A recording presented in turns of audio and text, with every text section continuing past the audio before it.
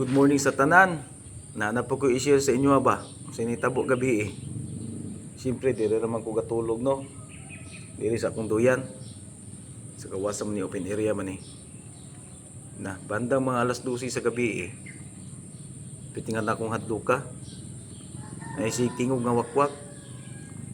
Siyempre ako nahadlok ko, pero wala ko ipakita. Siyempre malakas eh, matapang. So, ginan. Pag tingog niyang wakwak, wak, wak, wak. So akong gitubag. Di ko mutuo ni mo, di ka wakwak. Na di, tingog na po siya. Wak, wak, wak. Di lagi ko mutuo ni mo, di ka wakwak.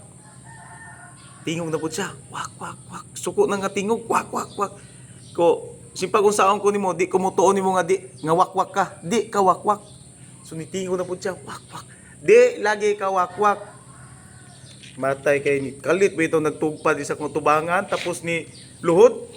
Ano siya? Dong tuoyin taon sa kwadong wak-wak ko. Anis tugad pa oh. Hello, good morning. Happy viewing po.